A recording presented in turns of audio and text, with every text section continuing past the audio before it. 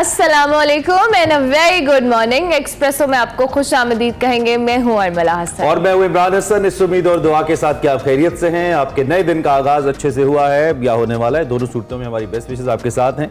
अल्लाह करे आपका दिन अच्छे से गुजरे और हमारी तरफ से good luck for the day. बिल्कुल, आगाज में आप जल्दी चुप हो। हाँ जी जनाब, उम्मीद करते हैं आप ठीक ठाक होंगे। और इस वक्त बड़ा ही एक जो कह लें डिलाइटफुल साइट देखने को मिल रही है दुनिया भर में मुसलमानों को, वो है मक्का मुकरमा में गुस्ले काबा की जो सालाना तकरीब है वो इस वक्त जारी है। जो आप मनाजिर देख रहे हैं ये लेटेस्ट मनाजिर है खाना काबा से, जहाँ पे गुस्ल दिया जा रहा है। बिल्कुल बाकायदा तौर पर ये तकरीब होती है हर साल और इस वक्त भी जारी है। ये जो गवर्नर है मक्का के शहजादा खालिद अल फैसल, उन्होंने खाना काबा को गुस्ल दिया। खाना काबा को आब जमजम और अर्के गुलाब से गुस्ल दिया गया। ये ताज़ा तरीन मनाजिर हैं जो आप तक पहुँचा रहे हैं।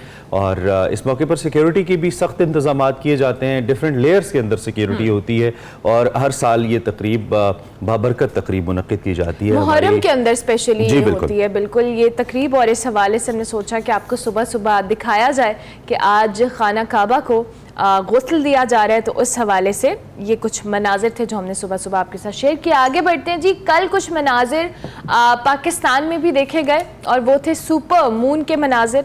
और कल पाकिस्तान समेत दुनिया भर में इनफैक्ट सुपर मून का नज़ारा किया गया। चांद मामूल से जी 14% बड़ा और 30% रोशन था। It was a very bright moon, बहुत अच्छा लग रहा था, बड़ी खूबसूरत साइट थी।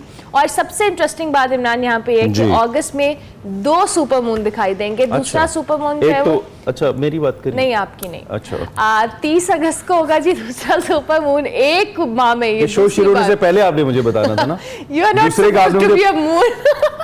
एक माह में जी दूसरी बार फुल मून को ब्लू मून भी कहा जाता है, इसका नाम दिया जाता है। और पाकिस्तान में साइट 30 अगस्त को दोबारा देखने को मिलेगी, जो आप नहीं है और ये वाला मून है। बहुत से लोगों का चांद जमीन पर भी होता है। अरमला हसन आपको अभी नहीं पता, आप आगे गुजर चुकी हो स्टेज से। मेरे ख्याल से हम बहुत आगे गुजर चुके हैं स्टेज से, लेकिन बहुत से लोगों का चांद जमीन पे होता है। और बहुत सारे लोग अक्सर इश्तारात में भी कहते हैं ना चांद जमीन पे होता रहा है। तो मुझे लगा ये 2 सुपर मून का जिक्र, हाँ, तो ये 2 सुपर मून से हमारे ज़हन में वही आया। बहरहाल कुछ लोग इसको कुछ तोहमात से भी मौसूम कर लेते हैं, जो पूरा चांद होता है या बड़ा चांद होता है। हाँ, पूरनमाशी की रात, पूरे चांद की रात, ऑल फिल्मों में भी होता है अक्सर ना।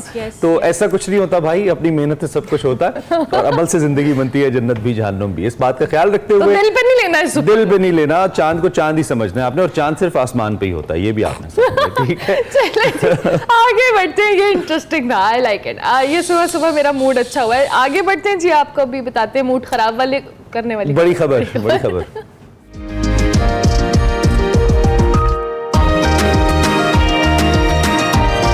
जी अमला जी, मैं बुरी खबर हुकूमत खत्म हो रही है, महंगाई बढ़ रही है। प्लीज, मैंने आपको कल ताजा तरीन बैठे बैठे खबर दी थी पेट्रोल महंगा हो गया है। चले जी, हुकूमत की मुद्दत खत्म हो रही है। इत्तेहादी हुकूमत इक़्तिदार खत्म होने का गुस्सा जो है वो अवाम पे निकाला और अपनी रुखसती से पहले अवाम पे एक पेट्रोल बम गिराया। गुज़िश्ता रोज जी हमारे शो के दौरान ही ये मुबारक खबर हमें मिली, जब वज़ीर ख़जाना इसहाक़ डार साहब ने पेट्रोलियम मसनूआत की कीमतों में इजाफे का ऐलान किया और कहा कि पेट्रोल 19 रुपये 95 पैसे और डीजल की कीमत पे 19 रुपये 90 पैसे इजाफा कर रहे हैं। इसहाक़ डार साहब ने यह भी कहा कि पेट्रोल महंगा करने का फैसला मुल्क की मफाद और डिफ़ॉल्ट से बचने के लिए कर रहे हैं और IMF मुआहदे के मुताबिक पेट्रोलियम लेवी बढ़ाना भी मजबूरी है। पेट्रोलियम मसनूआत जी महंगी करने पर हुकूमत की जानिब से मुख्तलिफ वजाहतें सामने आ रही हैं। कन्विंस हैं या नहीं ये तो हम इस हवाले से नहीं कह सकते कुछ आज कि अवाम इस बारे में क्या सोच रही। आज से 15 माह पहले जी 13 जमातों की हुकूमत जो है वो महंगाई कम करने और अवाम को रिलीफ देने के लिए इक़्तिदार में आई थी, मगर इक़्तिदार में आए और उसके बाद इत्तेहादी हुकूमत की जो तरजीहात हैं वो क्या थी हम सबके सामने है। अवाम को रिलीफ देने की बजाय ख़ुद को रिलीफ भी दिया गया, कुछ पार्लियामेंट और दीगर मसाइल जी हैं। और सारा जो हुकूमत का सारा जोर है वो केसेस ख़त्म करवाने पे भी रहा। सारी इत्तेहादी हुकूमत के तमाम अरकान के तकरीबन तमाम केसेस जो हैं ख़त्म हो चुके हैं और उन्हें अदालतों से रिलीफ मिल चुका है। खैर जी, तो इतनी सारी बातें अरमला हसन ने की। महंगाई रिकॉर्ड पर है, IMF के साथ हम स्टैंड बाय एग्रीमेंट में है। बिजली का फी यूनिट 50 रुपए पे चला गया है, लेकिन इसका सारा मलबा मौजूदा हुकूमत पे गिराना भी ठीक नहीं होगा। पिछली हुकूमत ने भी कसर नहीं छोड़ी।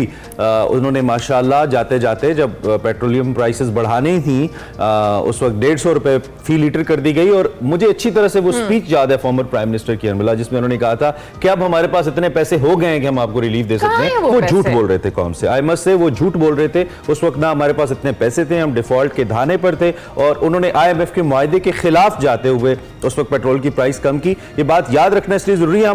कल हमने सबसे ज्यादा इस हुकूमत को क्रिटिसाइज किया, हमारा करना बनता है, ये हुकूमत हमारी नुमाइंदा है, हम पाकिस्तान के शहरी हैं, हम हर महीने टैक्सेस देते हैं और हजारों रुपए में देते हैं, वो अपनी जगह। लेकिन हम जो सैलरी पेशा लोग हैं वो सबसे ज्यादा टैक्स, सबसे ज्यादा सैलरी पीपल पे ही तो टैक्स पड़ रहा है ना। तो किराना बेचने वाले देते हैं, ना एग्रीकल्चर वाले, ना प्रॉपर्टी वाले। टैक्स तो दे ही हम लोग रहे हैं, मुफ्त तो चला ही हम लोग रहे हैं।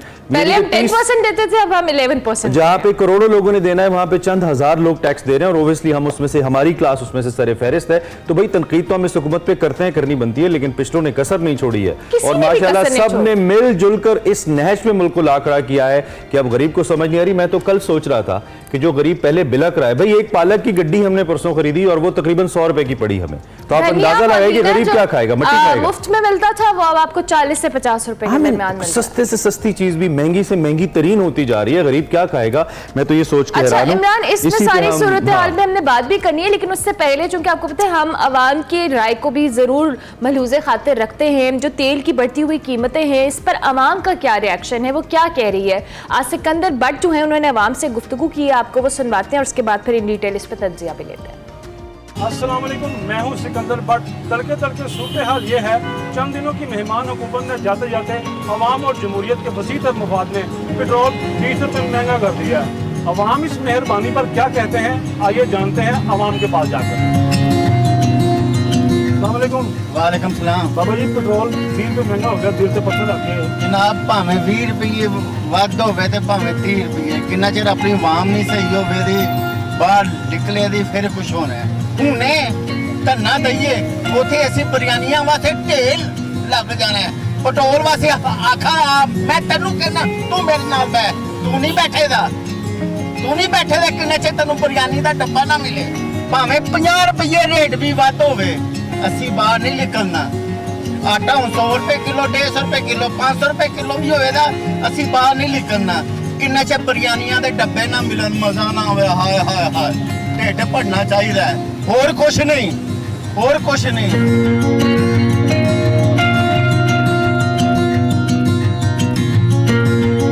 सर, पेट्रोल का हालिया इजाफा होगा 20 रुपए का, दिल पे पत्थर रख के ऐलान किया गया, इस पर आप क्या कहना चाहेंगे?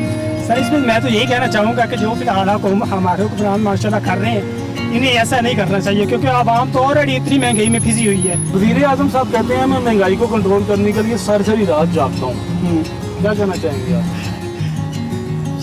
ये आज तक हमने तो नहीं देखा कि वज़ीर आज़म साहब सारी रात जागते हों। अगर वो सारी रात जागते तो वो तो बीमार हो जाए। नौज़बिल्ला ਇਹੋ ਜਿਹਾ ਦੌਰ ਆ ਰਿਹਾ ਹੈ ਕਿ ਯਕੀਨ ਕਰੋ ਫਾਕੇ ਆ ਰਹੇ ਨੇ ਘਰਾਂ ਦੇ ਵਿੱਚ, ਅੱਲਾਹ ਮਾਫ ਫਰਮਾਏ। ਪਤਾ ਨਹੀਂ ਅਮੀਰ ਤਾਂ ਅਮੀਰ ਹੋ ਰਿਹਾ, ਗਰੀਬ ਜਿਹੜਾ ਉਹ बेचारा रोटी तो आतर होया है। वज़ीर आज़म साहब कहते हैं कि मैं तो सारी रात जागता हूँ। और नहीं जी, कोई तवज्जो नहीं हैगी। नौज़बिल्ला ਇਹ ਥੱਲੇ ਫਿਰ ਕੇ ਦੇਖੇ ਕਿ ਲੋਕਾਂ ਦਾ ਕੀ ਹਾਲਤ ਹੈ, ਕਿਸ ਤਰ੍ਹਾਂ ਗੁਜ਼ਾਰਾ ਹੋ ਰਿਹਾ ਹੈ। पेट्रोल 20 रुपए महंगा हो गया है, क्या कहना चाहोगे आप? कुछ भी नहीं करना, क्या है जो दुनिया चल रही है ऐसे भी चल रहे हैं। वज़ीर आज़म महंगाई कंट्रोल करने के लिए सारी रात जाग रहे हैं, वज़ीर आज़म नहीं कर सकते महंगाई, फिर कौन कर सकता है? अल्लाह नबी वारिस है, अल्लाह ही करेगा कंट्रोल, नेक बंदा आएगा कंट्रोल करेगा। ये मायूसी का लेवल क्या एक्सट्रीम होता है कि उसने अल्लाह पे डोरियां छोड़ दी। अस्सलाम वालेकुम भाईजान। जी वालेकुम सलाम सर, कैसे? सर जी, पेट्रोल 20 रुपए मेहमान हुकूमत ने महंगा कर दिया है, इस पर क्या कहना चाहोगे आप? सर, पहले भी महंगा हो गया, मजीद महंगा होना, क्या कर सकते हैं। बात यह है कि महंगाई तो मजीद आगे हो रही है, लेकिन इस पे ज़्यादा जो है ना गरीब पीस रहा है। गरीब बंदा जो है ना वो पैसे ही मर गए इसमें।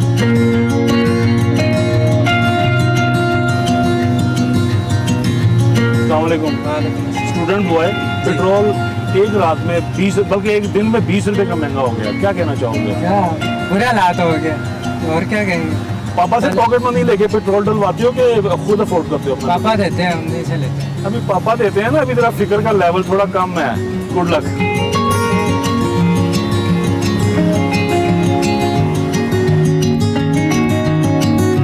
अस्सलाम वालेकुम सर। हमारा हुकूमत को यही मसला है कि पेट्रोल चाहे 500 रुपए लीटर क्यों ना कर दे, हर बंदा अपनी जेब से पेट्रोल डाले, ये नहीं कि जो ऊपर बैठे हुए हैं वो 30-40 लीटर उनको एक्स्ट्रा मिल जाए तो उनको कोई एहसास ही नहीं है। जब वो 500 रुपया पर लीटर अदा करेंगे उनको पता चलेगा कि तेल महंगा या सस्ता है। सर ये रिक्वेस्ट है। ये बहुत, मैं भी इस मुतालबे में मैं इनके साथ हूँ कि सरकारी मुलाजमीन को दिया जाने वाला जो पेट्रोल है उसका कोटा ख़त्म होना चाहिए। एक बंदे की अच्छी सैलरी है, अच्छा उसका ग्रेड है, तो वो पेट्रोल क्यों नहीं अफोर्ड कर सकता। 20 रुपये महंगा पेट्रोल डलवाने के बाद क्या महसूस कर रहे हैं? महसूस क्या करना है यार, कुछ भी नहीं। इसहाकदार साहब का अंदाजा बिल्कुल ठीक था, ये कौम बिल्कुल महसूस नहीं करेगी।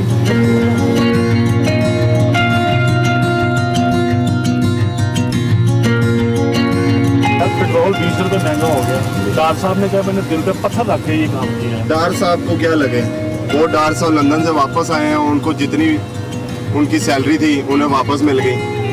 गरीब बंदों के लिए नुकसान है ना। गुड़िया पेट्रोल महंगा हो गया, पता लगा आपको? जी बिल्कुल। तो किराया भी बढ़ गया होगा। ऐसा ही है। कितना किराया बढ़ाया इन्होंने? बहुत ज्यादा। बहुत ज्यादा क्या मतलब? 1000 मतलब जहाँ पे अगर 500 देना है और अब वहाँ पे वो 800 मांग रहे हैं, ये है। तो आप आधे रास्ते में उतर जाएं। तो आगे से हमने पैदल जाना है। तो ये था आज का तड़के तड़के। मुझे दीजिए इजाजत, अल्लाह। अरे क्या ज़बरदस्त हमें सुबह सुबह व्यूज़ सुनाया अवाम के। इसमें एक चीज़ मुझे नज़र आई, मैं इसके बाद डॉक्टर साहब पे जाऊँगा, और वो है अमला हसन, नहीं बेबसी और मायूसी। अवाम की अब पहले अवाम को उम्मीद होती थी कि कोई हुकूमत, कोई नुमाइंदा आके हमारी मदद करेगा, लेकिन अब बेबस नज़र आते हैं। हमारे साथ डॉक्टर अयूब मेहर साहब मौजूद हैं, मईशत के हवाले से मामलात को समझते हैं और गहरी निगाह भी रखते हैं। डॉक्टर साहब सुबह खैर। कल एक और धमाका, और मैं यहाँ पे ये बताते हुए आप मुझे कंफर्म भी कर दीजिएगा, ये धमाका आखिरी नहीं है, अभी तो इश्क इम्तिहा और भी हैं हुआ। आप कैसे देख रहे हैं डॉक्टर साहब ये जो सूरत हाल है? हमने अवाम की राय भी सुनाई। अलसुब इमरान साहब आपने 2-3 चीज़ें खुद ही एक्सप्लेन कर दी है। पहली बात तो ये कि ये जो धमाका है बिल्कुल आखिरी नहीं है, इसलिए कि केयर टेकर में ज़्यादा सख्त स्टेप लिए जाते हैं। ये हमेशा से प्रैक्टिस रही है जी। आप देखिए 1993 से शुरू करें, अगर मोइन कुरैशी साहब थे, उसके बाद बैराज खालिद साहब का एक दौर था निगरान हुकूमत का केयर टेकर का, गुलाम मुस्तफ़ा जतोई साहब थे, और जितने भी केयर टेकर आए हैं, केयर टेकर में जो स्टेप लिए जाते हैं इकोनॉमी से रिलेटेड, वो ज्यादा हार्ड होते हैं, वो ज्यादा हार्ड स्टेप होते हैं। और ये इसमें इस तरफ ये मसला हुआ है कल के स्टेप में कि लोग एक्सपेक्ट नहीं कर रहे थे, इसलिए कि उससे पहले 15 दिन तक, 2 हफ्ते तक पेट्रोलियम मिनिस्ट्री की तरफ से स्टेटमेंट आती रही कि आवाम को सस्ता पेट्रोल मिलेगा क्योंकि रशियन पेट्रोल आ गया है जी। वो एक मुसलसल स्टेटमेंट आ रही थी। उस स्टेटमेंट की वजह से जो लोग हर्ट हुए हैं, हर्ट ठीक है, IMF से एग्रीमेंट होने के बाद लोगों की एक्सपेक्टेशन जो थी वो यही थी कि हालात अच्छे नहीं होंगे, लेकिन ये स्टेटमेंट कि रशियन पेट्रोल आ गया है, पेट्रोल सस्ता हो जाएगा, वो एक इतनी इरेशनल और उसकी मिस कैलकुलेशन थी कि उसके बाद लोगों की एक्सपेक्टेशन थी कि शायद रिलीफ दिया जाएगा पेट्रोल प्राइस। तो डॉक्टर साहब वो किधर गया तेल, रशियन तेल? ये तो शहबाज शरीफ साहब प्राइम मिनिस्टर भी आके उन्होंने कहा कि इस वक्त जब मैं आपसे बात कर रहा हूं तो मैं आपको ये खुशखबरी देना चाहता हूं कि वो जो पहले ही हमारी शिपमेंट है वो आ गई है। वो किधर गया तेल जी रशियन? कल कुछ लोग तो सोशल मीडिया पे कह रहे थे कि वो आवाम के बढ़ते जख्मों और उनसे पड़ने वाली नीलों पे मालिश के लिए इस्तेमाल होगा, छिड़कने के लिए इस्तेमाल होगा। किधर गया वो? देखिए, बेसिकली उसकी अगर कैलकुलेशन की जाती तो शुरू में इस तरह की स्टेटमेंट नहीं आ सकती थी, इसलिए कि जो रशियन उसकी जो रिफाइनिंग कॉस्ट है वो गवर्नमेंट को पता है, मिनिस्ट्री को पता है कि उसकी रिफाइनिंग कॉस्ट तो ज्यादा होती है जी। रिफाइनिंग कॉस्ट, शिपमेंट कॉस्ट ज्यादा होती है, उसकी डिस्टेंस ज्यादा है उसका, वो उसमें ठीक है वो सस्ता पड़ता है, लेकिन उसको रिफाइन करने में और उसकी जो ट्रांसपोर्टेशन की कॉस्ट है वो ज्यादा होती है। दूसरा एक चीज ध्यान में रखना है, ये जो पेट्रोलियम प्राइसेस फिक्स होती हैं, ये इसको जो कैलकुलेट किया जाता है, उसका जो फार्मूला है उसमें ये है कि कुछ पेट्रोल का तकरीबन 30% ऐसा है हमारे यहाँ जो लोकली प्रोड्यूस होता है। हम लोकली भी एक्सप्लोर करते हैं, थोड़ा बहुत पेट्रोल निकलता है सिंध से, बलूचिस्तान से, वो जाहिर है वो प्राइस बहुत कम पड़ती है, वो तो आपको फ्री पड़ रहा होता है, वो आपके अपने इंडिजिनस प्रोडक्ट है। लेकिन जब जो प्राइस का फार्मूला है उसमें ये होता है कि जो आप इंपोर्ट कर रहे हैं, जो लोकल है, उसकी फिर आप वेटेड एवरेज लेते हैं, उसका आप एवरेज निकालते हैं कि एवरेज प्राइस क्या बन रही है। तो ये जो रशियन पेट्रोल है वो ऐसा थोड़ी होगा कि सिलेक्टेड लोगों को रशियन पेट्रोल सस्ता दे दिया जाएगा, बाकी लोगों को महंगा दिया जाएगा, ऐसा नहीं होता। ठीक है। पेट्रोल है, उसकी एवरेज निकाली जाती है, और अगर आप एवरेज कैलकुलेट करते हैं तो वो कम प्राइस नहीं पड़ रही थी, क्योंकि फिर भी आप जो मेजर पार्ट है वो इम्पोर्ट ही कर रहे थे। यानी बोलने से पहले, अनाउंसमेंट से पहले इन सारी सब्ज़ दिखाए गए, और फिर इसीलिए अब शायद क्रिटिसिज्म भी कल हम सोशल मीडिया पे बहुत ज्यादा देख रहे थे। अच्छा जी डॉक्टर साहब, आप कुछ कह रहे हैं, ऐड कर लें प्लीज। और दूसरा ये कि देखिए, आपने अभी व्यूज सुनवाए हैं, मैं सुन रहा था, बहुत इंटरेस्टिंग कमेंट्स थे उसमें। देखिए, सबसे जो वर्स्ट काइंड ऑफ एजिटेशन होता है लोगों का, वर्स्ट काइंड, वो एक खामोश एहतजाज होता है। जी। अगर लोग सड़कों पे नहीं आ रहे, लाताल्लुक हो गए हैं, लाताल्लुक हो जाना बहुत ज्यादा खतरनाक होता है। It's very important, yeah, you're right. अच्छा डॉक्टर साहब, ये जो भी हम पेट्रोल प्राइसेस की बात कर रहे हैं, ऑब्वियसली जिस तरह से भी शुरू में भी कहा हम लोगों ने, आप भी कह रहे थे कि ये कोई आखिरी बम नहीं है, और केयर टेकर सेटअप के अंदर इस तरह के कई मुश्किल फैसले होते हैं जिसका बर्डन कहीं ना कहीं हम जो सैलरी वाले लोग हैं उन पे आता है, और इनडायरेक्टली जाहिर है पूरी आवाम पे ही आता है। हाउ डू यू सी कि ये सारे जो फैसले लिए जा रहे हैं, अब कल इसहाक डार साहब कह रहे थे कि जी डिफ़ॉल्ट होने से बचाना है तो हमने ये मज़ीद महंगा करना है, कल को कोई और डिसीजन लिया जाएगा, फिर उसको उसी से रिलेट किया जाएगा। ये सिलसिला तो इस तरह से नहीं रुकेगा, तो इसका इम्पैक्ट जो आ रहा है, इन्फ्लेशन बहुत ज़्यादा बढ़ी है, इसको कोई कंट्रोल करने के लिए कोई मैकेनिज्म, कोई स्ट्रैटेजी तो हुकूमत के पास होनी चाहिए, चाहे वो केयर टेकर सेटअप में भी आ रहे हैं। देखिए, डेफिनेटली होनी चाहिए। इसमें 2-3 बड़े इंपॉर्टेंट चीजें हैं जो हमारे इकोनॉमिक मैनेजर को समझने चाहिए। पहली बात ये कि अभी एक चीज और एक्सपेक्ट कर रहे हैं कि अभी मॉनेटरी पॉलिसी में इंटरेस्ट रेट नहीं बढ़ाया गया, लेकिन जो टी बिल्स के रेट्स हैं वो बता रहे हैं, जो डायरेक्शन है उससे पता लग रहा है, और महंगाई से पता लग रहा है कि बिल्कुल 1 माह बाद जो अब दोबारा पॉलिसी आएगी, उस पॉलिसी में इंटरेस्ट रेट भी बढ़ाया जाए 22% से भी ज्यादा, डॉक्टर साहब। जी, क्योंकि उसका एक फार्मूला है, ट्रेजरी बिल्स का जो ओपन मार्केट का रेट है उसमें 1.5, ये हमने बहुत पहले IMF से साइन किया था, उसको उसके हिसाब से एडजस्ट करना होता है। वो 22% यकीनन बढ़ेगा। वो एक ट्रेंड्स बता रहे हैं, ट्रेंड से अंदाजा हो रहा है। तो इस तरह के स्टेप्स आएंगे। लेकिन अगर आप साथ ही देखें कि चीफ ऑफ आर्मी स्टाफ की कल की बहुत इनकरेजिंग स्टेटमेंट्स नजर आ रही थी, और एक वो जो इसहाक डार साहब कभी कहा करते थे कि प्लान बी है, वो प्लान बी भी थोड़ा सा उन्होंने डिस्क्लोज करना शुरू किया, और वो अंदाजा था लोगों को। देखिए, 2 चीजें हैं जो आप जिस इकोनॉमिक क्राइसिस से गुजर रहे हैं। एक प्रोग्राम में इमरान साहब आप से बात हो रही थी कि जिस पर मैंने कहा था कि डिफॉल्ट मुल्क हरगिज नहीं करेगा, मैं बिल्कुल यकीन था डिफॉल्ट नहीं करेगा, लेकिन उसके साथ ही बात ये, मैंने इसकी तरफ इशारा किया था कि डिफॉल्ट नहीं करेगा, लेकिन मिजरीज बढ़ जाएंगी, मास की परेशानियां लोगों के लिए बढ़ जाएंगी। अच्छा डॉक्टर साहब, कतई कलामी की माजरत, वो भी अरमला आपसे सवाल करी थी ना, तो मेरे जहन में यही चल रहा था कि डिफॉल्ट के बाद भी अवाम के साथ तो यही होता कि हैंग ऑन सिचुएशन होती, उसी तरीके से अवाम तरस रहे होते। अब डिफॉल्ट के बाद मतलब खुदा ना खास्ता कुछ 24 करोड़ को सजाए मौत तो नहीं हो जानी थी, यही वो मुश्किल थी जिससे हम डिफॉल्ट ना होने की दुआ करते थे। अगर डिफॉल्ट ना, यानी कि सियासी स्टेटमेंट के तौर पर डिफॉल्ट नहीं हुए और अवाम मुसलसल डिफॉल्ट से डिफॉल्ट तर होते जा रहे हैं, तो फिर बहुत से अवाम तो अब ये कह रहे हैं कि अगर यही डिफॉल्ट ना होना था तो हो भी जाते तो क्या था, हमने तो इसी तकलीफ से गुजरना था जिससे गुजर रहे हैं। बेसिकली इसमें ज्यादा जो इसका वर्स्ट एस्पेक्ट होता है वो ये कि डिफॉल्ट से बचने की जो कॉस्ट है वो lower and middle income class को पे करनी पड़ती है। डिफॉल्ट से बचने की कॉस्ट जो होती है, उसका बर्डन जो होता है वो इनके ऊपर ट्रांसफर हो गया है। और जो प्लान बी की जिस तरह ये बात कर रहे थे, उसमें यह है कि इसहाक डार साहब ने भी कहा हमारे पास अरबों डॉलर नहीं, हमारे पास खरबों डॉलर्स के एसेट्स हैं। बिल्कुल हैं। आपने एयरपोर्ट्स को आउटसोर्स करने की बात की, जो शिप हमारी है उसको आपने, शिप पोर्ट्स को आपने बात की कि ये हम जो है UAE को आउटसोर्स कर रहे हैं। दूसरे एसेट्स, मिनरल एसेट्स की कल चीफ साहब ने बात की कि हमारे पास मिनरल्स के स्टॉक जो हैं वो खरबों डॉलर के हैं, उसमें हम पार्टनर्स को देख रहे हैं। वो ठीक है, सब एक तरह से प्लान भी है। आपके पास फॉरेन एक्सचेंज आ सकता है, बहुत आपके पास अच्छे सोर्सेज है, और अब्रॉड भी आपके सोर्सेज है, पाकिस्तान की प्रॉपर्टीज हैं अब्रॉड।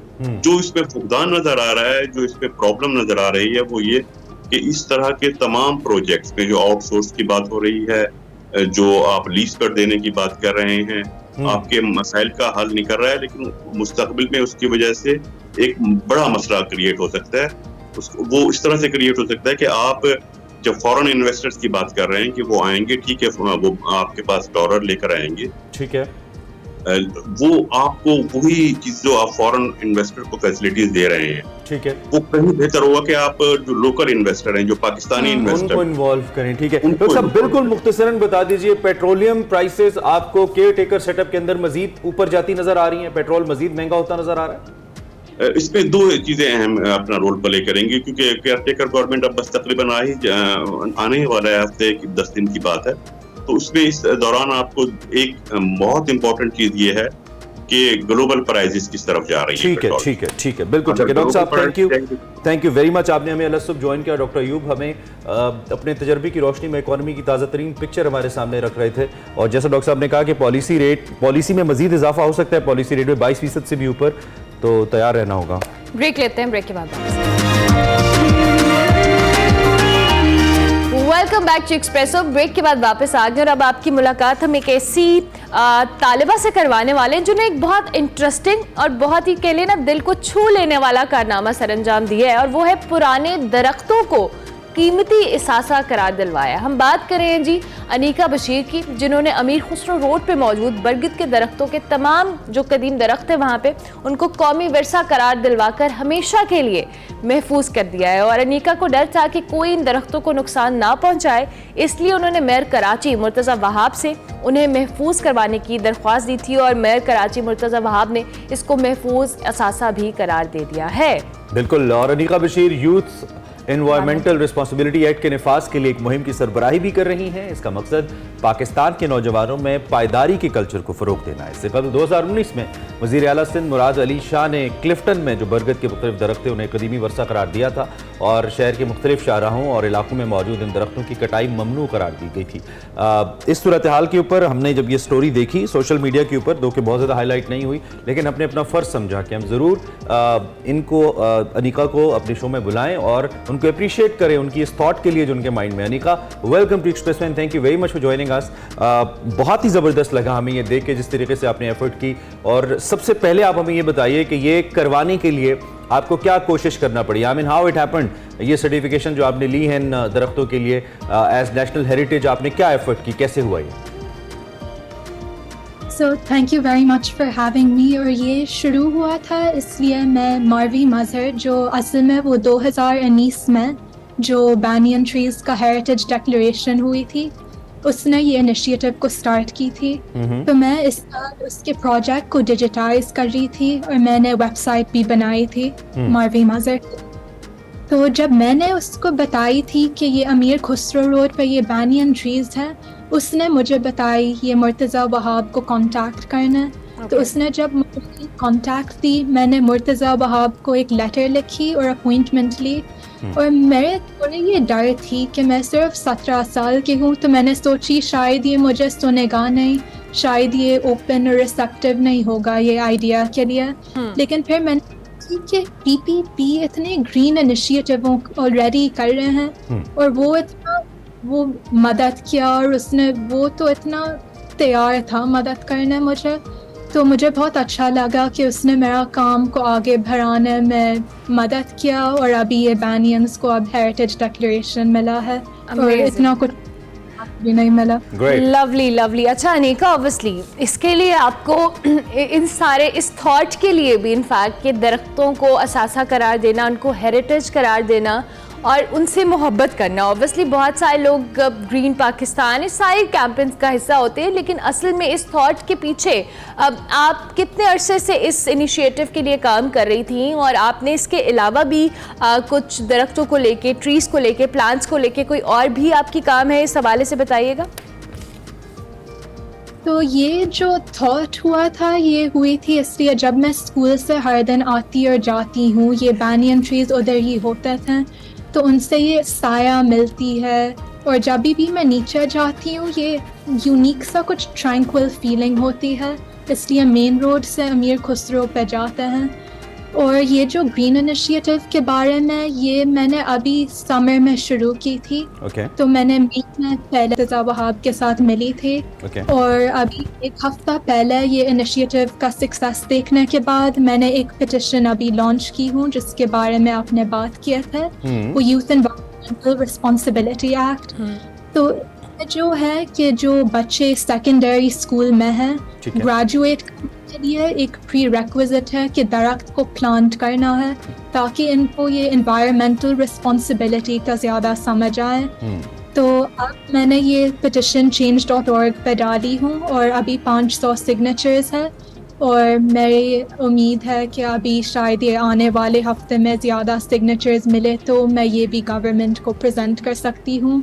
तो मेरा एक प्लीज़ आपके व्यूअर्स के लिए कि अगर वो change.org पे जाएं और ग्रीनर पाकिस्तान को सर्च करें, प्लीज़ ये इनिशिएटिव को सपोर्ट करें। सबके वॉइसेस बहुत इम्पोर्टेंट है ये बहुत इम्पोर्टेंट है और आपकी थॉट बड़ी इंपॉर्टेंट है। change.org आप अगर उस पर जाते हैं तो एक पिटीशन मौजूद है अनिका की, आप उसको ज़रूर साइन करें जिसमें ये चाहती हैं कि जो जितने भी दरख्त हैं उनकी ज़िंदगी जो पहले से मौजूद है उनकी हिफाजत की जाए और नए दरख्त लगाए जाएं।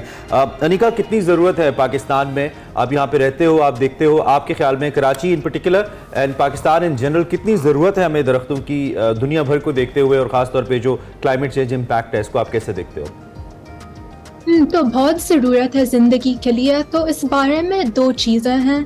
तो पहले बात यह है कि मुख्तलिफ इलाकों में बायोडाइवर्सिटी होती है जो ये दरख्त देती है, लेकिन दरख्तों का ये जो सबसे अहम पहलू ये है कि वो कार्बन डाइऑक्साइड को जज़्ब कर सकते हैं। ये हवा एयर क्वालिटी के अच्छाई भी होती है, वो ग्राउंड वाटर लेवल्स को भी मेंटेन करते हैं। तो बहुत इम्पोर्टेंट है कि हम इनको प्रोटेक्ट भी करें और प्लांट भी करें। लेकिन ये इम्पोर्टेंट चीज़ भी दिमाग में रखना चाहिए कि जब ट्रीज़ को प्लांट करने का जब लोगों करते हैं, इनको सोचना चाहिए एग्रो फॉरेस्ट्री के बारे में। तो ये ज़्यादा उसके बारे में बात नहीं करते, लेकिन इसका मतलब ये है कि जब दरख्त को प्लांट करना है तो ये नेसेसरली अच्छी बात नहीं है। इसलिए अलग अलग अलग सोइल के नीड्स होती है, अलग एनवायरनमेंट के नीड्स होती है। तो मेरे इरादा है शायद फ्यूचर में मैं पाकिस्तान के फॉरेस्ट्री काउंसिल के साथ काम करूं और ये पब्लिक को ये इंफॉर्मेशन शेयर करूं ताकि इट्स वेरी वेरी इंपॉर्टेंट और बहुत अच्छा है। इन दी एंड ये बताइए कि जब आपको ये सर्टिफिकेट मिल गया, आप उन ट्रीज़ को वैसे ही ओन करते थे, उनसे गुजरते थे, आपने कहा कि वो मुझे साया देती थी और मुझे अच्छा लगता था। जब ये सर्टिफिकेट आपको मिल गया, अब जब आप उन दरख्तों से गुजरती हैं ज़्यादा अपनाइयत लगती है, ज़्यादा अच्छा लगता है, वो दरख्त भी आपसे कुछ कहते हैं? Do you feel that? बिल्कुल, मुझे लगती है कि बहुत अच्छी चीज़ हुई है। जब मैं दरख्त को देखती हूँ भी मेरा दिल भर जाती है कि मैंने कुछ इनके लिए कर पाई। लेकिन मेरा इरादा नहीं है कि मैंने ये की हूँ, ये मेरा आखिरी चीज़ नहीं है एनवायरनमेंट के लिए करना। मेरा इरादा कि फ्यूचर के लिए मैं ये एनवायरमेंटल इनिशिएटिव्स परस्यू करती जाऊँ। Lovely, good luck Anika, thank you very much. आपका थॉट, आपका आइडिया, उसकी एग्जीक्यूशन, एवरीथिंग इज ब्रिलियंट। आपसे बात करके हमें बहुत अच्छा लगा। अनिका बशीर हमारे साथ मौजूद थी। अभी हम एक ब्रेक लेंगे, ब्रेक के बाद वापस आएंगे।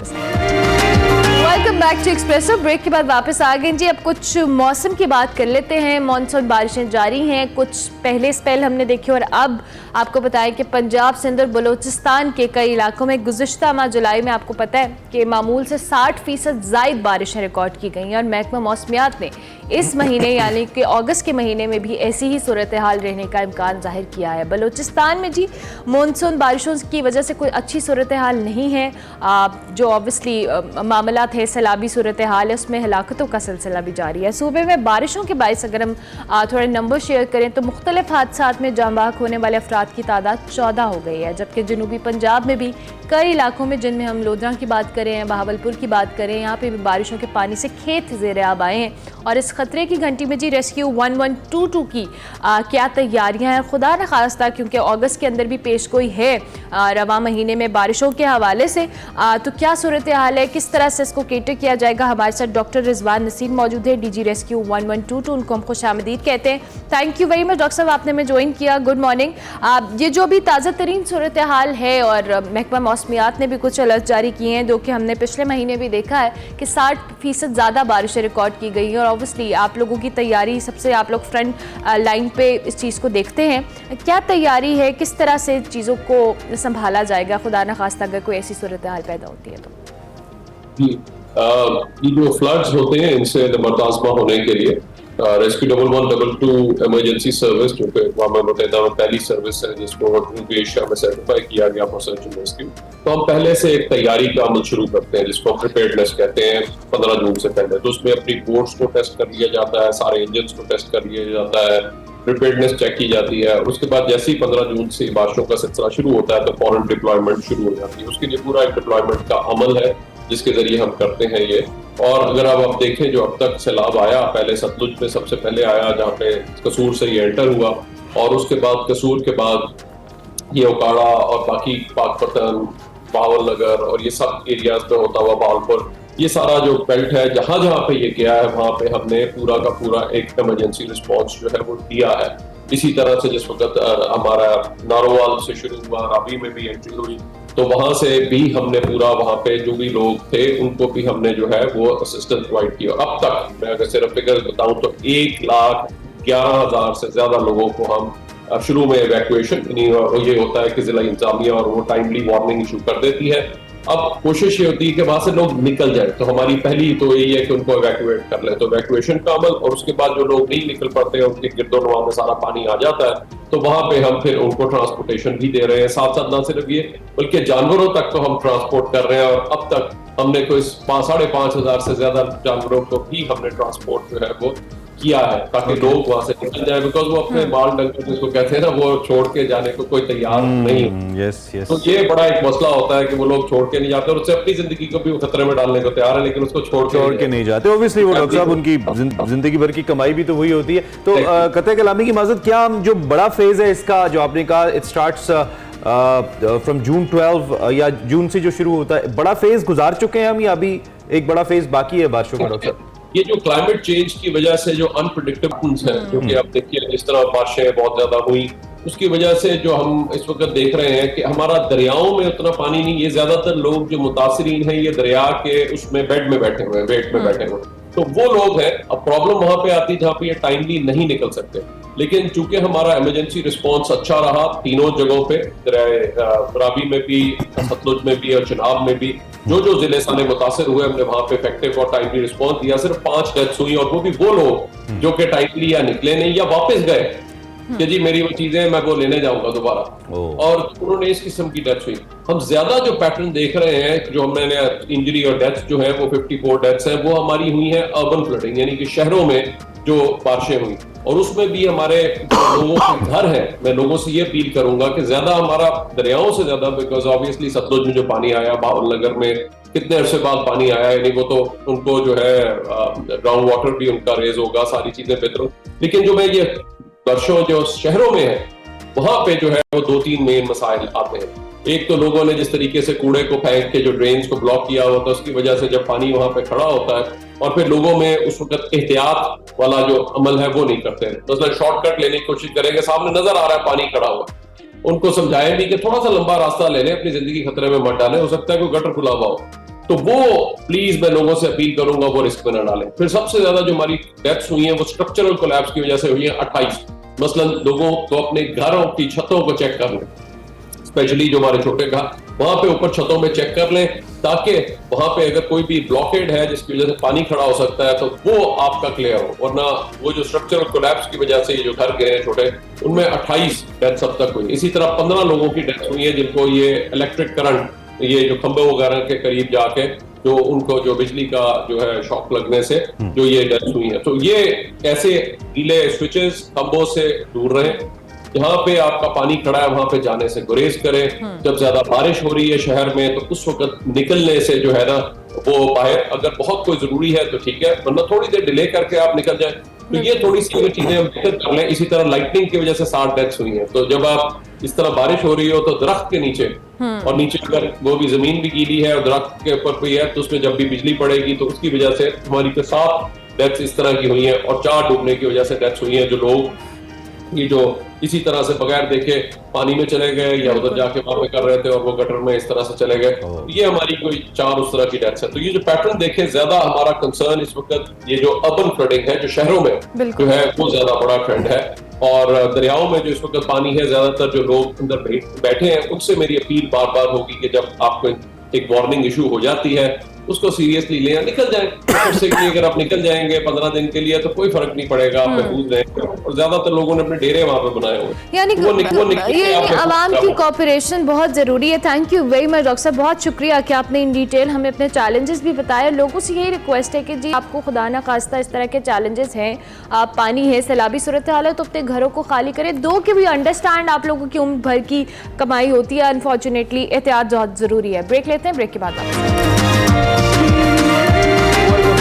बात कर लेते हैं कुछ क्रिकेट के हवाले से। भारतीय क्रिकेट बोर्ड की दरखास्त पर पाकिस्तान क्रिकेट बोर्ड ने वर्ल्ड कप के 2 मैचेस का जो स्केड्यूल है इसमें तब्दीली पर रजामंदी जाहिर कर दी है। पाकिस्तानी टीम अब जो श्रीलंका से मैच है 12 अक्टूबर को, जबकि 2 रोज पहले 12 के बजाय 10 को होगा। भारत के साथ मैच में भी कुछ तब्दीली की गई है, जो कि 15 अक्टूबर को ऐलान किया गया था, वो 14 अक्टूबर को, लेकिन अहमदाबाद में ही खेला जाएगा।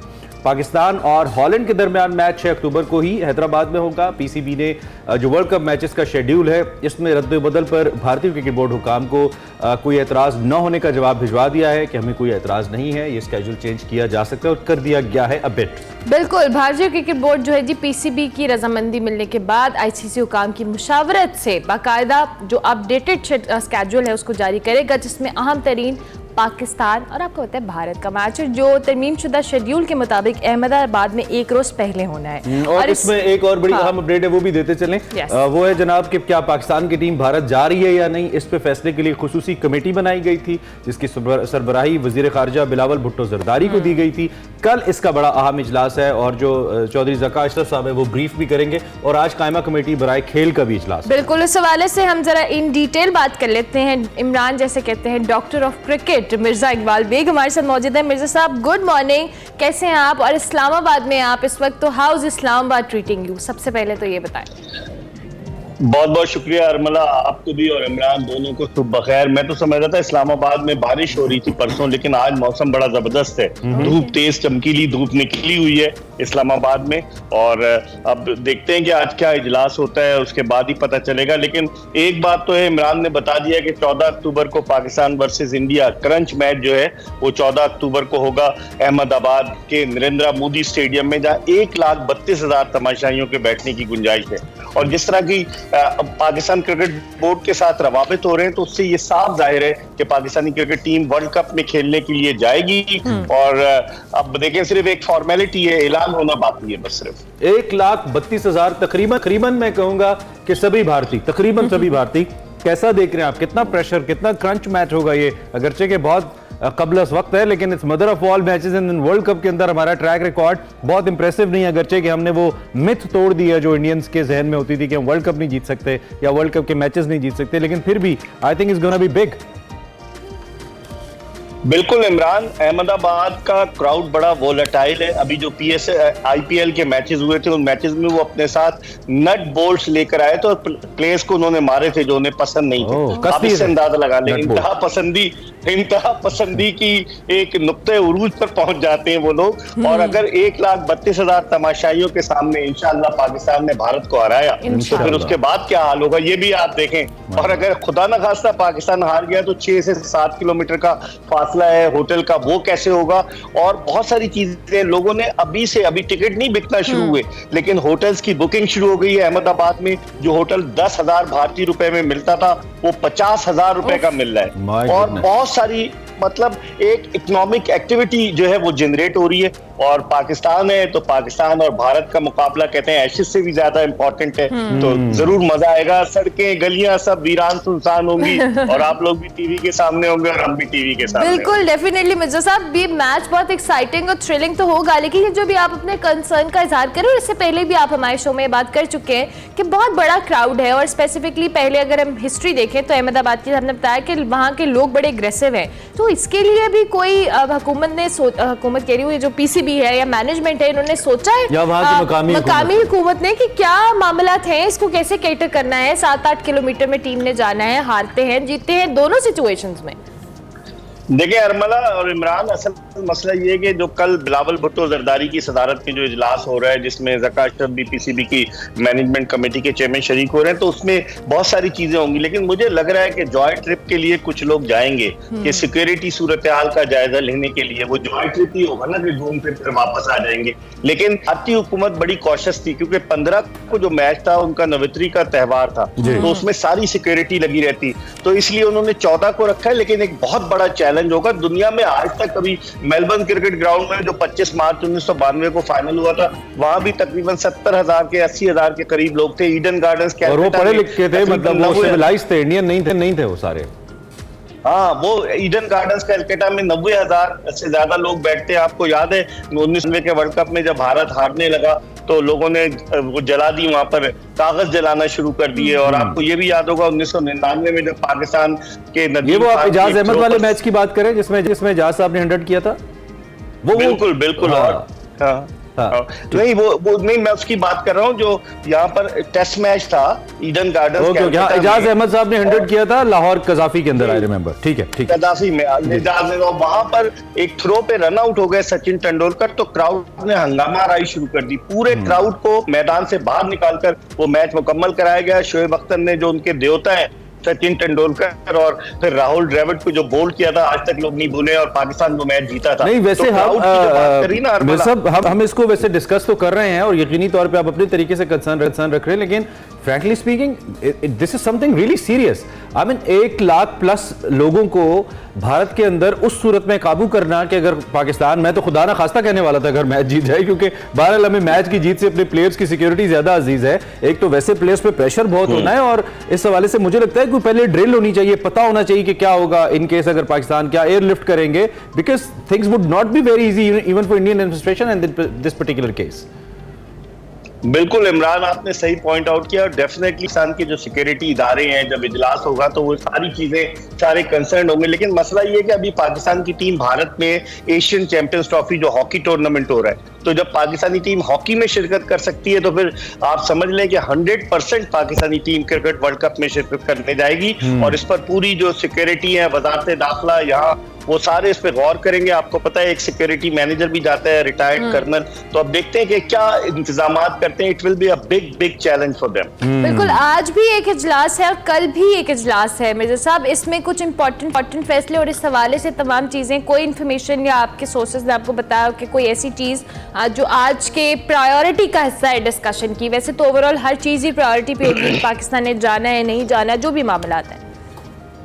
देखिए, आज का कमेटी का इजलास है, उसमें एक तो मुझे जो मेरे पास इत्तलात हैं कि पाकिस्तान क्रिकेट बोर्ड के जो मैनेजमेंट कमेटी के चेयरमैन ज़का अशरफ, उनसे पूछा जाएगा कि क्या हो रहा है। 7 जुलाई को उन्होंने चार्ज लिया था मैनेजमेंट कमेटी के चेयरमैन का, और सिर्फ एक ही मीटिंग हुई है मैनेजमेंट कमेटी की। 10 रुकनी मैनेजमेंट कमेटी है, जिसमें पीपल्स पार्टी के नॉमिनेटेड 7 लोग हैं और नून लीग के नॉमिनेटेड 3 लोग हैं। और अभी तक कुछ भी नहीं हो रहा, और अभी सिर्फ ऐलानात हो रहे हैं। आप देखेंगे कहीं कोई प्रेस रिलीज ऑफिशियल नहीं आया कि मिसबाउल हक जो है वो क्रिकेट कमेटी के सरबराह बन गए, नदीम खान आ गए लंदन से उनको टिकट देकर। तो फिर इसका मतलब ये हुआ कि नजम सेठी और मौजूदा मैनेजमेंट कमेटी में कोई फर्क नहीं है। अगर आप वही काम कर रहे हैं तो आज उनसे पूछगछ जरूर होगी ज़का साहब से। और लोग ये कह रहे हैं कि ज़का साहब तो बड़े नफीस आदमी है, सामने है, लेकिन पसे पर्दा शॉट्स कोई और खेल। बैंक अकाउंट का तो फर्क है ना, जिसमें पर्क्स जानी है, बैंक अकाउंट तो डिफरेंट हो गया ना। मिर्जा साहब कैसी बातें करते हैं। अच्छा खैर, अजी आप कुछ ऐड करना चाह रहे हैं, बोले। मैं बस ये कह रहा हूँ कि आपका भी बैंक अकाउंट चेक कर लेते हैं सर। आई विश आप मुझे क्रिकेट बोर्ड में लगवा दें, मैं आपको अपने बैंक अकाउंट की एक्सेस दे दूंगा मिर्जा साहब। Let's do this. अच्छा, दूसरा, पाकिस्तान के दीगर मैचेस भी हैं और उससे पहले एशिया कप को भी हम देख रहे हैं। सो पाकिस्तानी टीम के लिए जहनी तौर पर जो तैयारी है, जो नर्व्स को स्ट्रांग करना है इंडिया के अंदर खेलने से पहले, आप इंडिया जाते रहे हैं, आपने इंडिया का क्राउड विटनेस किया है। दो कि India is also a cricket loving nation, लेकिन वो मोहब्बत में बहुत ही आगे चले जाते हैं ना, मोहब्बत में हद क्रॉस कर जाते हैं। तो ये जो ज़हनी तौर पे तैयारी है पाकिस्तानी टीम की, ये कितनी इंपॉर्टेंट है? और क्या मेरे साहब आप तफवीज करते हैं कि पाकिस्तानी जो मैनेजमेंट है टीम की, उसको इसके ऊपर खास तवज्जो देनी होगी, कुछ लोगों को हायर करना होगा, एक्सपर्ट्स को, जो नर्व्स को स्ट्रांग करने के लिए कुछ ऐसा कराएं कुछ टीम के लिए? बिल्कुल चाहिए, लेकिन आपको पता है माजी में किस तरह से एक डॉक्टर वो आमिर सिद्दीकी साहब थे, उनको कहा गया कि खिलाड़ियों को मेंटली ये स्ट्रॉन्ग करेंगे। पता ही चलता था जब टीम की बस चलती थी दुबई से स्टेडियम आने के लिए, तो उसमें गाना लगा देते, ए मर्द मुजाहिद जान धरा है वक्त शहादत अब आया। ये अच्छा है। अब मुझे पता है तो वक्त शहादत के लिए थोड़ी जा रहे कोई, तो ये क्रिकेट खेलने जा रहे।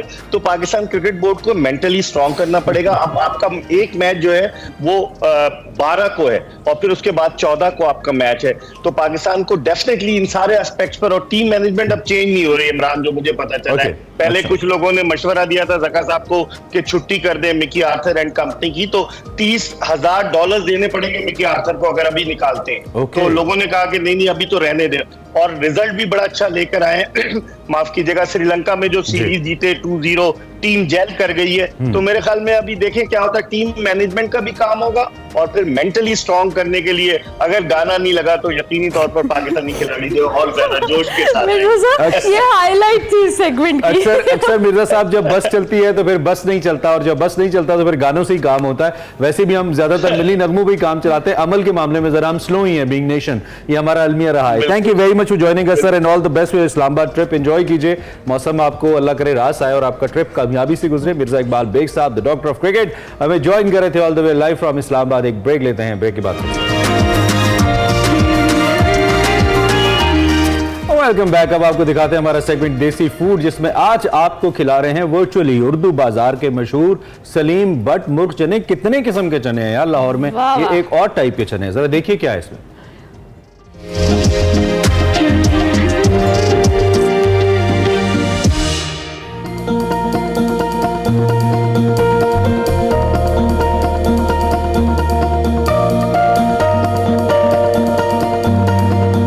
नाजरीन, आज मैं आई हूँ उर्दू बाजार में, जहाँ पर है सलीम बट चने वाले, जो कि तकरीबन 23 साल से यहाँ पर चनों का नाश्ता बना रहे हैं। नाजरीन, आज चलकर लोगों से पूछते हैं कि उनको इनके चनों की खास बात क्या लगती है, जो दूसरे शहरों से लोग आकर इनसे नाश्ता करना पसंद करते हैं, और इनके रस से आप अंदाजा लगा सकते हैं कि यहाँ का टेस्ट कैसा है। आप कहाँ से हैं? जी, बैरी ऑर्चर्ड से आया हूँ मैं। इतनी दूर से यहाँ आप कौन सा नाश्ता करते हैं? सर, ये मैं बाट साहब से चने खाने आया हूँ, क्योंकि इनका टेस्ट ऐसा है कि हमें मजबूर कर देता है कि हम इधर आके चने खाएं इनसे। मेरे बच्चों ने कहा है, मेरे पोतों ने कहा है कि चने खाने हमने। मैं कहा अच्छा भाई, मैं लेके आता हूँ आपके लिए चने। बाट साहब से एक बात बोल गया हूँ। इनके चनों की खास बात क्या लगती है, जो आप इतनी देर से गर्मी में खड़े हैं? हाँ, इनकी ये बात है कि इनका टेस्ट बहुत VIP है। ऐसा टेस्ट मैंने पाकिस्तान में नहीं देखा। मेरी उम्र 60 साल है, ठीक है, मैं 50 साल से चने खा रहा हूँ, अपने वाले साहब के साथ खा रहा था। वो टेस्ट मैंने बाट साहब का देखा है, वो दुनिया में मैंने टेस्ट नहीं देखा ऐसा। आप कहाँ से हैं? जी, मैं इस्लामाबाद से आया। अच्छा, यहाँ से आपने कौन से चनों का नाश्ता किया? यहाँ पर भट्ट साहब के जो ना कोफ्ते वाले चने जो है ना, वो बहुत ज़्यादा मशहूर है। तो नाश्ता में 13 साल से इनके पास ही कर रहा हूँ। बड़ा टेस्ट होता है माशाल्लाह इनका। हमें फील होता है कि लाहौर आके हम कुछ चीज़ खा रहे हैं। इस्लामाबाद से आपने चनों का नाश्ता किया और यहाँ से चनों का नाश्ता किया, तो आपको फ़र्क क्या लगा? जी, बहुत ज़्यादा फ़र्क है। हम इस्लामाबाद वो एक्सपेंसिव है, मतलब कमर्शियल मार्केट है हमारी, I8 है, लेकिन ओवरऑल जो है ना, एक तो इनका रेट बहुत मुनासिब है, यानी रेट के लिहाज से, और दूसरा टेस्ट बहुत है। अगर आप एक बंदा इनसे एक प्लेट चने ले लें और 10 नान भी खा लेना, तो ये डाल के देते रहते हैं। इस लिहाज से हम लोरियों को मानते हैं। हमारे साथ मौजूद हैं यहाँ के ऑनर सलीम बट साहब, इनसे बात करते हैं। अस्सलाम वालेकुम। जी, वालेकुम अस्सलाम। अच्छा, आप मुझे बताएं कि ये काम शुरू करने का ख्याल कैसे आया था और कितना अरसा हो गया इस काम को? मैम, ये तकरीबन 23 साल हो गए। ये मेरे वालिदैन का विसाल हुआ है, तो उसके बाद फिर जो है ना, इंसान का ट्रेजेडी हुई थी, फिर और कोई रुख नहीं नज़र आ रहा था। फिर मैं इस काम में आई, ये हमारा ख़ानदानी काम है। आप चनों के साथ क्या सर्व करते हैं? चने जो है, मेन चीज़ जो है वो मटन है हमारी। मटन के साथ चिकन है, अंडा है, कोफ्ता है, और सादे चने, यानी कि जिसको मैं प्यार वाले चने कहता हूँ। आप कोफ्ता किस चीज़ का बनाते हैं और चिकन कौन सा यूज़ करते हैं? कोफ्ते जो है वो बीफ के बनाते हैं, और ये सारा जो है ना होममेड है। सारे घर में मेरे अपने बच्चे जो है ना, वो बेगम मेरी वो बनाते हैं, और जो चिकन है वो ब्रॉयलर इस्तेमाल करते हैं। लोग ज्यादातर कौन से चने खाने पसंद करते हैं? अल्हम्दुलिल्लाह, प्यार वाले जो चने ना मेरे सादे, जो जिसमें सादे प्यार वाले चने कहता हूँ, वो तो हर दिल अजीज हर बंदे ने खाने हैं। अच्छा, अभी आपने बताया कि जो कोफ्ते वगैरह उनकी तैयारी घर में होती है। जी जी। ठीक है, तो ये सारा पकाने में और सारी तैयारी करने में कितना टाइम लग जाता है? तकरीबन हमने कल की तैयारी जो है ना वो आज करनी है। हमने अभी से काम जैसे फारिग होना ना, हमने कल की तैयारी समझो शुरू है, हमने उसकी तैयारी शुरू कर देनी है। चने भिगोने हैं, उसको पहले छटाई करनी है, फिर हमने प्याज वगैरह फ्राई करनी है, जो भी है मामला। फिर रात को हम 2 बजे पकाई फिर शुरू कर देते हैं, फिर सुबह 5 साढ़े 5 बजे ना जो है ना ऑन एयर हुए थे। अच्छा, आप मुझे बताएं आपके चनों की खास बात क्या है जो लोग सिर्फ लाहौर के दूसरे इलाकों से नहीं बल्कि दूसरे शहरों से भी आना पसंद करते हैं आपके पास? जो खास बात जो ये है ना कि हम जो मसाला जाते हैं ना वो सारे खुद बनाते हैं सारे। जो मेरी ननियाल में है, दुधियाल में है, ये काम जो है ना चलता आ रहा है, शुरू से चलता आ रहा है हमारा। तो इस विरसे को मैंने खत्म नहीं होने दिया। ਅਸੀਂ ये जिंदा दिलाने लाहौर दी जी पहचान है ना खत्म नहीं होने देनी बता दी। माशाल्लाह, नाश्ता करने के लिए लोगों का इतना रश लगा हुआ है और हर तबके के लोग आपके पास नाश्ता करने आते हैं। तो मशहूर शख्सियत आई हैं आपके पास नाश्ता करने? कुछ जो शोबी से ताल्लुक़ रखते हैं वो लोग, कुछ सियासत से ताल्लुक़ रखते हैं वो लोग आते हैं, वो लोग खा पी के गए हैं। उससे ये है ना कि वो ज़्यादातर है कि वो पैक करवा लेते हैं गाड़ियों में या गाड़ियों में बैठ के खा लेते हैं। आप नाश्ता कितने बजे से कितने बजे तक लगाते हैं? नाश्ते की जो टाइमिंग है हमारी सुबह 6 बजे, 6 से 10 साढ़े 10 बजे तक। आपने सोचा कि कहीं और भी ब्रांच बनानी चाहिए उनकी सहूलत के लिए?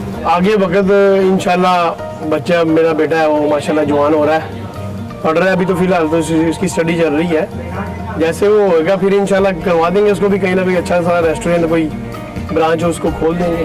बहुत शुक्रिया।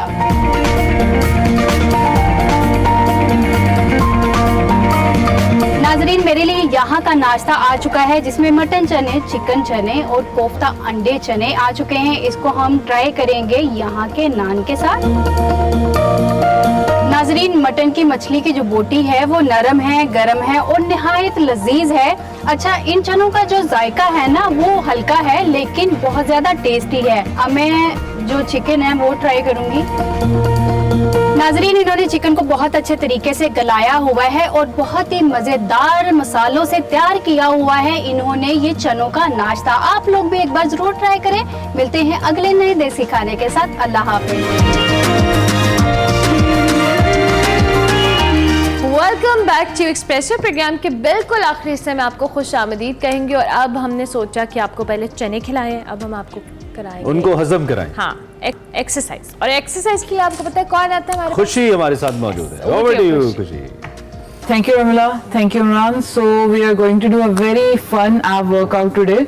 तो हमने फ्लोर पे जाना है। इसके लिए भी हमने पहले वार्म अप करना है। Sorry, we should do toe touches, a bit of high knees, ठीक है, 30 reps and then we'll start the workout. So हमने नीचे फ्लोर पे जाना है। So first exercise should be half crunches, hands behind your head and lift your shoulder up. Don't pull your neck down. Breathe when you sit up.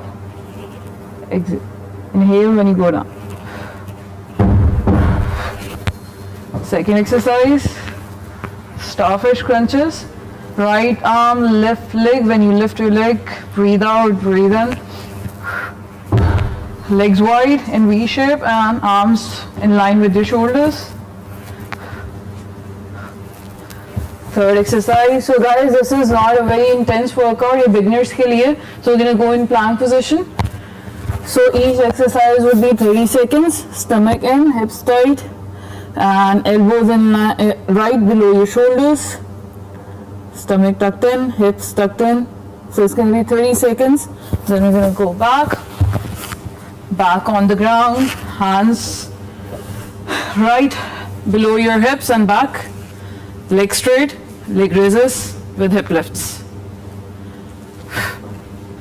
And for beginners, one leg bend, one leg straight, and you lift, your feet should be pointing towards the ceiling. Exhale on the top. Then you have bicycles. Fifth exercise. So we extend our leg and pull the other leg towards the elbow. Exhale, exhale. Lift your torso up. Right elbow, right left knee, left elbow, right knee. So for beginners, feet on the ground, lift your leg up and push your elbow towards the knee. And exhale.